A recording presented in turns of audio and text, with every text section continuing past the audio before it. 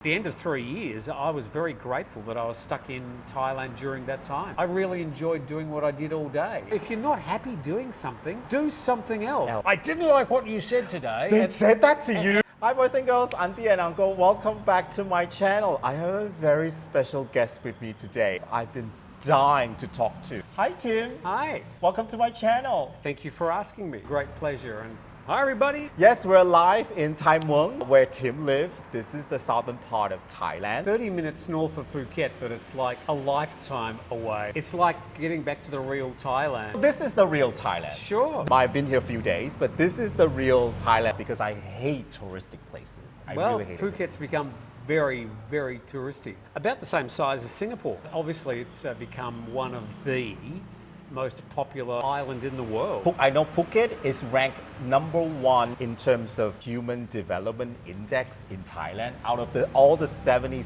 plus provinces, Phuket is #1. Certainly gets a certain amount of money thrown at it. The number of tourists has always outstripped the development. They've never been able to keep up with roads, hospitals, condos, hotels. They've never been able to keep up with it. I know you are super busy and you had a very long day. Always have a long day. And I knew you from Thaiger News. The pandemic made you. Well, I mean, I did have a life before Thailand and COVID, but I became, I suppose, best known to my current audience through my work at Thaiger News in Thailand, which I was very much involved in sort of founding. The logo, the name, the whole idea of creating an online news channel in English was something that had really sort of never been done to that extent before, and it was a pretty crazy 3 or 4 years, which involved COVID pandemic, which gave us a whole different set of problems, responsibilities, a growth that we didn't expect. I think when COVID kicked off, those of us with a sort of a Western mindset thought Southeast Asia is not going to do well here. Yeah. But as it happened, as COVID sort of moved on, Southeast Asia really did much better than a lot of other well-developed countries. We were very surprised. Is it the humidity? Is it something innate in the DNA of Southeast Asian people? The genes, I don't know. At the end of 3 years, I was very grateful that I was stuck in Thailand during that time. You come from a part of Australia that is actually very beautiful. It's called Mornington Peninsular. Tell us, how was it growing up in Mornington Peninsula? I remember it as a sleepy old town with beautiful beaches. I spent my afternoon playing outside. My mother used to say, off you go, don't come back until the sun set. I mean, those days you let children roam. Sure. Like across the street, and you don't see your kids until dinner time. Said, don't come back until sunset. Then I sort of moved a bit closer to Melbourne. I was living about an hour south of Melbourne. Had various careers in the media. Was very proud and lucky to grow up suburbs south of Melbourne, and I'll always have a very strong pull to those areas. But most people who knows you know you have a very strong ethic. Is this work? That came from your mother. Well, it's my father too. They both had quite a strong work ethic. I seem to have inherited that. I've been lucky to pursue things that I really enjoyed and was passionate about. Working at them never really seemed to me to feel like work. When I woke up in the morning, I really enjoyed doing what I did all day. Yeah, I've been lucky right throughout my life being able to do things that I truly love doing. You came to Thailand with a lot of money and then you lost it. Can you tell us a little bit on that story? Well, we're saying a lot of money. I mean, it's not a king's ransom, but it was enough that I should have been able to retire on it. I frittered it away on a business project involving yachts. It was 2008. The financial downturn wasn't my fault. It wasn't bad planning. It was a good plan. It was all signed and sealed, but the people who I'd invested with lost all their money from the financial crisis. I ended up at the time 52, living in a foreign country, broke, with really not much potential. I had to just pull up my socks, come up with a new plan, and I just started working in the field of news here in Thailand. And I found out that I had a sort of a bit of a thing that I was able to find ways of reporting the news. I became a bit of an expert in Thai news in English. I suppose I am best known English-speaking commentator on Thai news. So I've done work with Deutsche Welle, CNN, reporting beyond Thailand when it comes to things happening here because, I mean, I live here, I know the news cycle, I know the news players, I know the cultural dimensions of Thai news. Here I am. Are you a trained journalist? No. No, I've never had a day's training in journalism.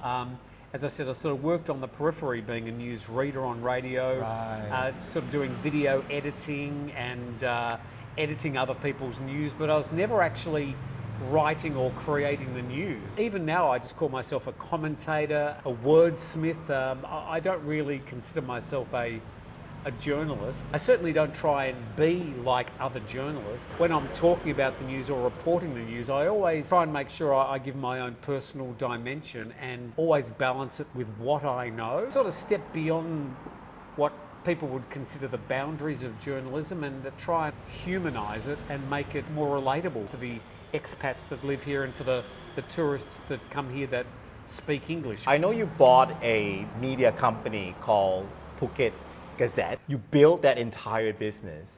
I was one of many people that was involved. There was in a the group of business. people. Tiger started as an FM radio station in Right. Phuket. Ah. That's where we came up with the logo, the name, Thaiger, and that all happened 3 or 4 years before Thaiger became a news website, which most people now know that brand. Also decided to weaponize YouTube. How is it that you built something and all of a sudden you just let go of the whole thing? Was it really giving you a lot of stress, or was it like one day you woke up and then this is it, I can't deal with this anymore? Was it hard to say goodbye? How was the whole process? Well, a bit of all that. Tiger, when we started, was just me and a couple of other people. We grew the news channel on not YouTube, but on the website from 200,000 clicks a month. 3 years later, we had 12 million clicks a month. Right. So the growth was very, very quick. And after like 5 years, I had 35 staff under me, and I was the CEO of something that was not insignificant. And it was something that I didn't particularly want to do. I just wanted to muck around with the news and make videos.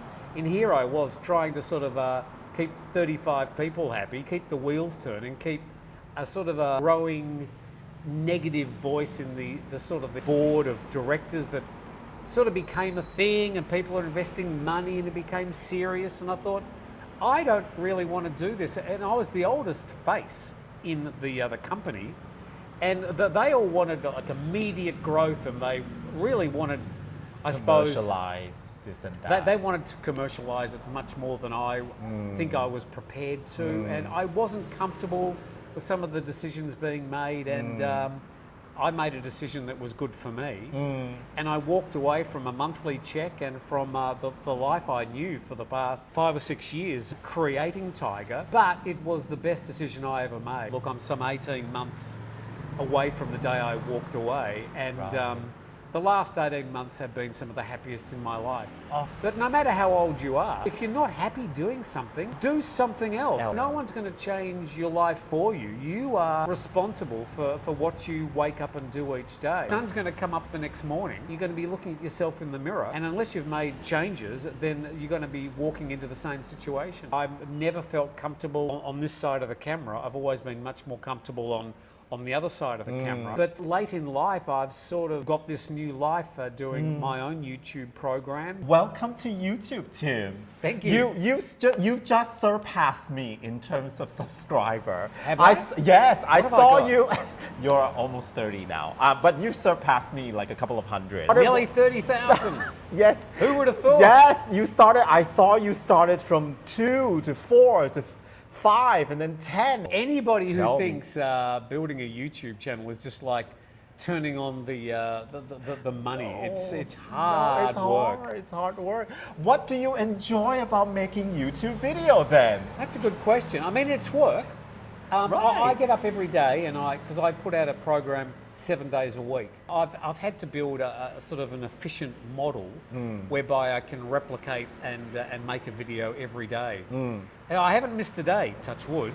You haven't. Yet. I've been watching. I suppose I enjoy just seeing the clicks, you know. I compete with myself, you know, trying to better the day before, trying to make sure that I make the video better, the sound better, the picture better. That you can't do that every day, especially when you're making a video every single day. But I aim to improve what I do. And that keeps you like motivated. Well, and I'm lucky because working in that news area, the news is different every day. Every single day I wake up, I've got a different news environment facing me, and what stories do I choose? What do people want to watch? I have to make decisions. Sometimes I don't make them the best decisions, but as I move on, I make better decisions. Now you've talked about not handling insults and bad comments on YouTube. That was a year ago, that interview. Has that changed? When you work in the YouTube space, Right. as you know, Yeah. it's not a one-way conversation like the media used to be. I mean, people would be Interacting sitting, with doing a program on CNA, and they'd do the news, and they'd walk away, and they'd go home and have dinner, and they'd turn up the next day, and there's no feedback coming back the other way. These days, it's a two-way street. So because I work in the news space, there are going to be people who don't like the stories that you reported because they disagree with it for whatever reason. And they sometimes, rather than aiming at what you've reported, they will take aim at you personally. And I found that pretty difficult because this was a bit new to me, and I don't have a huge ego. But it gets to you. It was getting to me. Oh, But sorry. after, going through periods of losing sleep and getting stressed and worried about it and taking it personally, these days I just delete them. Yeah. I mean, what for? Delete them or hide them. And Yeah. I don't even know that nobody can read their ridiculous comments. Yeah. And people say to me, but what about freedom of speech? I say, well, you're on my channel, and I've done my best to report what I think is accurate and true. If you don't like it, that's okay. Disagree with me if you like, come up with a cogent argument, no problem. You start having a go at me or the other commenters, you can F off. Well, And I just delete them or hide them. I don't even think twice about it these days. Good. As for freedom Good of for speech, you. it's my channel. I make the rules. I'm the conductor of the orchestra. And if you don't like it, then you can go to some other YouTube channel and argue with them instead. Speaking about on somebody else's channel, we are both on someone else's channel, which is YouTube. And recently, some of your videos been demonetized. Is there anybody that's watching over you? And is there any authority that's watching over you? And we've got to watch out for Tim's channel because he's reporting bad stuff about. Is that happening? Well, look, this is an interesting question, and we are using somebody else's channel. We're driving somebody else's car, and they've set the rule. There's issues of copyright. There's issues of some things that you can't talk about or say when it comes to sexual violence, when it comes to guns. Yeah. Because it's an American company, there are some American sensitivities Right. that they will demonetize you if you transgress those particular things. And sometimes, if you're reporting about some issues that are deemed sensitive by YouTube, they will make the commercial decision, and remember it's a commercial decision, Sure. that they believe that their advertisers are not going to want to connect their product or Viewers. service Yeah. with what you're saying. So I get that. They're making a commercial decision. And if I get a flag these days, the red symbol the yellow symbol comes up, I go, okay, usually I know exactly what it is, and I can go back in and edit that out and ask for a review. But what about the Thai authority? Are they Not worried are they about them at all. really? Yeah. Are they like? I think a lot of people assume that there's a whole sort of group of Thai people in a dark room checking everybody's commentary that is about Thailand. I've never had, touch wood, any police or officials, authorities, anybody in a sort of a dark coloured car knock on my door and say, we don't like what you're saying. I've got a visa or I have to keep on renewing. Yeah, that's right. And there have been some cases of journalists in Thailand, English-speaking journalists, who have been drummed out of the country for their commentary. I'm pretty careful never to sort of cross that barrier. And if I ever do speak in a critical manner about sensitive issues in Thailand, I'll do it in such a way that I'll sort of walk up to the grey line and I won't step over, but I'll make sure people know what I'm trying to say and code it and word it carefully. But I don't want to offend anybody to the extent that I'm going to be kicked out of the country. Yeah. I happen to love living in Thailand, and I'm not here to upset anybody. Yeah. But from time to time, there are some things that I think need to be said.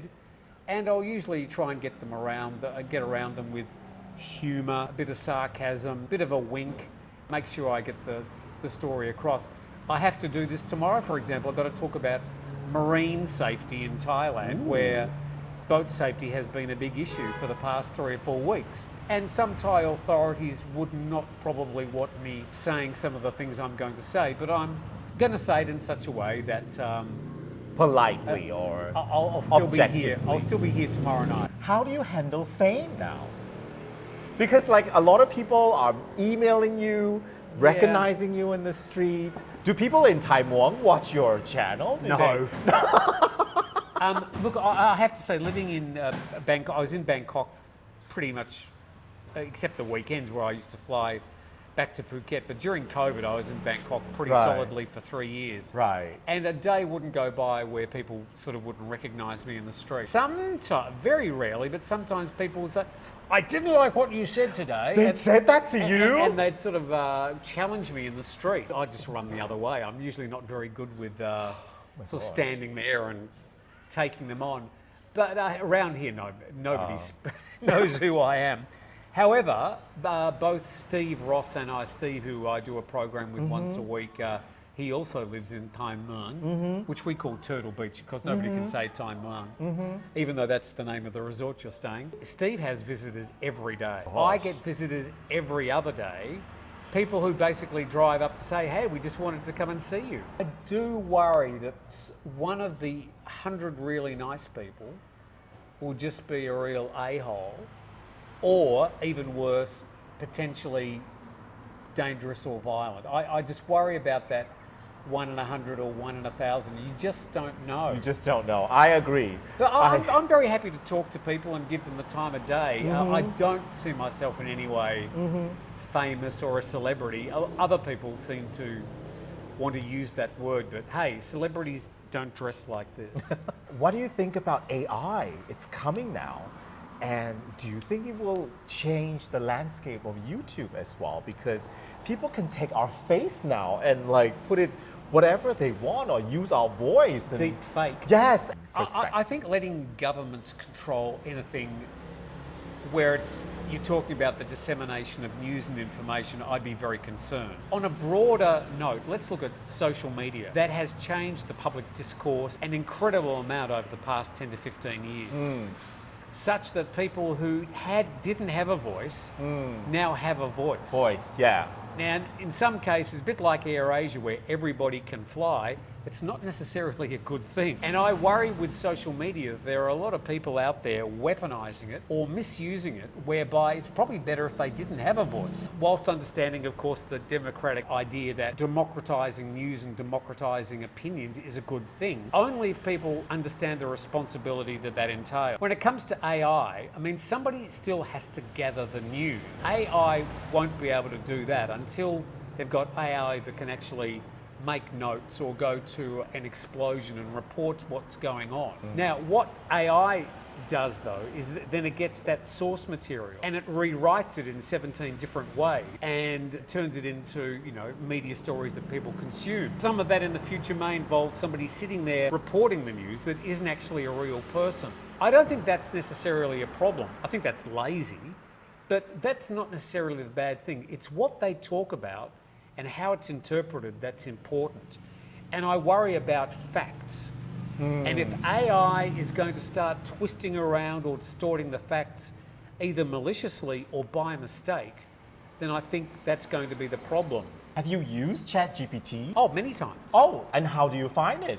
Entertaining most of the time. A lot of people worry about the negative sides of AI. There will be a lot of good positives as well. And like social media, which we're slowly we're better understanding and getting better at doing it and using it and consuming it.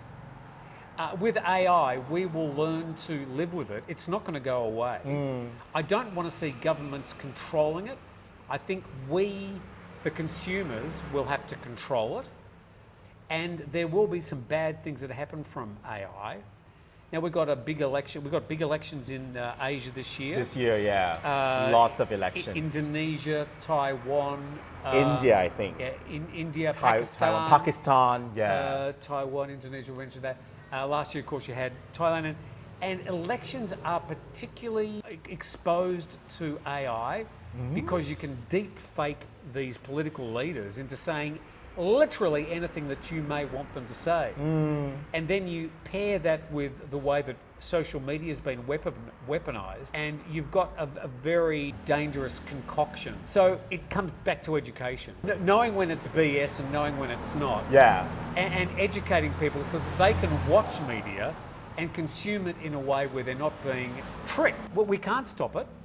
We're going to have to learn to live with it. Right. And the better we can educate people about it and how they can use it for good rather than evil, for entertainment rather than to make people unhappy, then we've got a future with AI that it's going to be interesting. Am I worried about Terminator? No, I think we're a long way from that. And I will certainly be dead before I got to worry about Terminator. We're literally watching the sunset here in Thai Mueang, and because of your show, I am in Phang Nga because I've never been here. I've been to the most northern part I've been to is the Saraksin Bridge. I did a short video on Saraksin Bridge. The Saracen Bridge is the link between Phuket and the mainland, and it was a lovely ghost story to it. So I did that.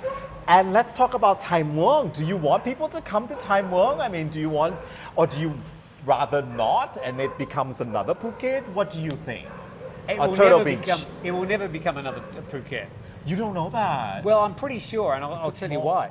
For example, you're staying in the only hotel in town. I don't know how many rooms are here. Maybe 50? I don't know. I think it's 6. A little bit. Oh, okay. It's even smaller than I thought. Yeah, I don't know. So this is literally the only hotel in town.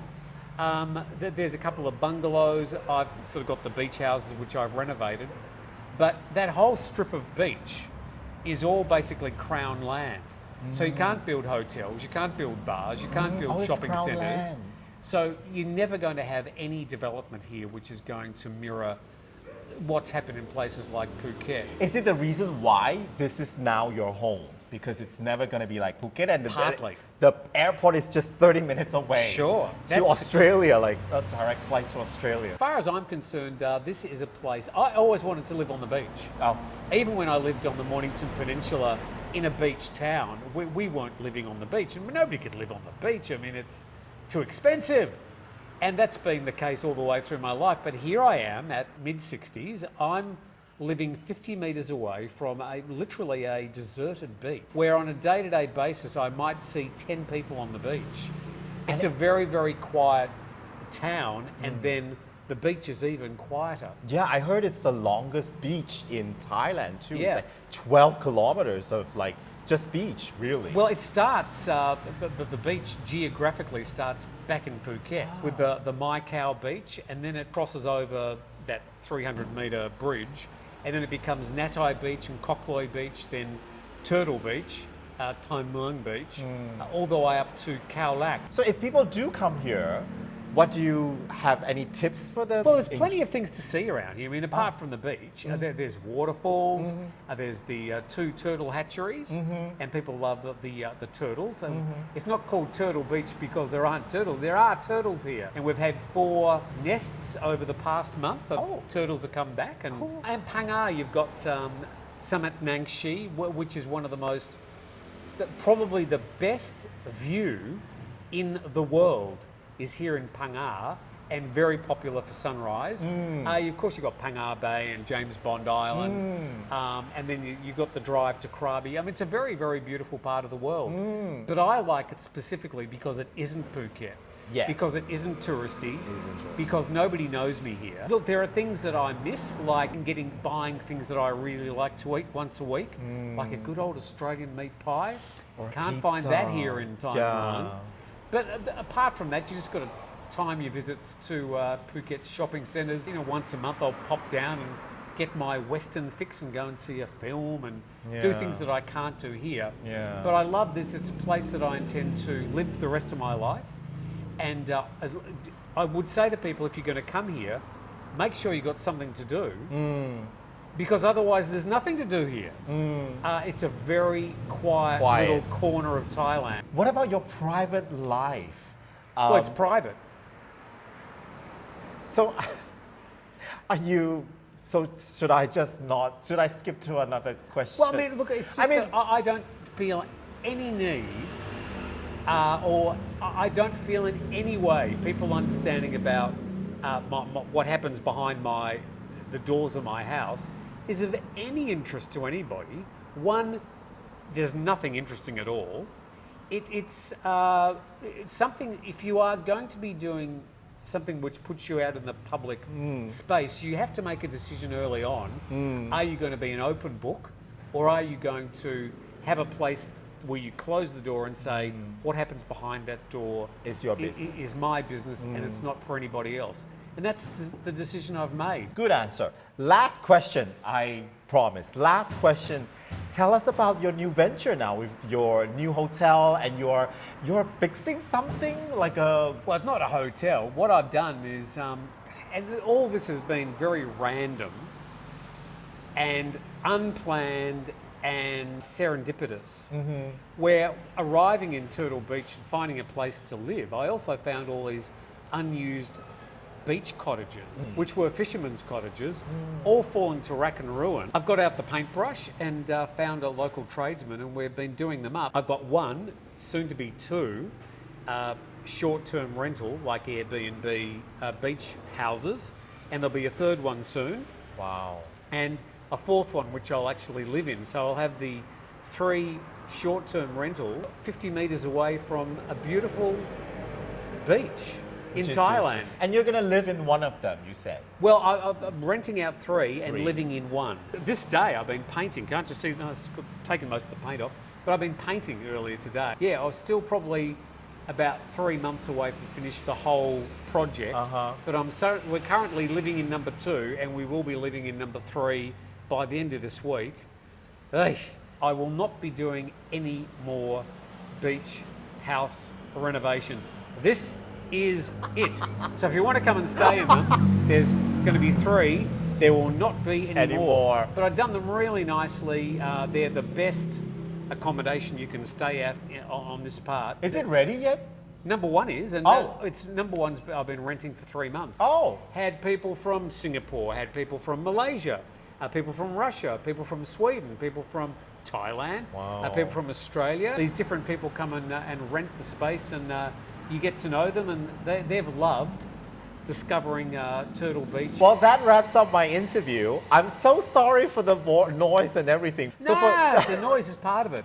This is a busy Thai street. It is. And where the road is there, that's about where the beach is in relation to my beach houses. So I'm very lucky. For those of you who know Tim Newton, this is what he's been up to since the last interview. I think the last interview was like a year ago. And if you are coming to... Interview with who? I think Forrest, with the guy Forrest. That was your last interview. I thought you were talking about an interview with you. I'm thinking, God, I can't remember No, that. no, that was the last interview with another YouTuber, and that was a year ago. That's what Tim's been up to. If you are coming to Phuket or Thai Mueang or Khao Lak, do subscribe to Tim Newton. He's on almost every day. I can't believe how much things he puts out. Every day. Keep doing it, and I wish you all the best, and I hope I get to come back and see how you're doing. You're more than welcome. You're always welcome at Thai Mueang. But we say Turtle Beach because it's a lot easier to say. It's only half an hour from the Phuket airport. It is. And you are not in Phuket. This is like real Thailand. This is real Thailand. This is what I want, like real people, real markets.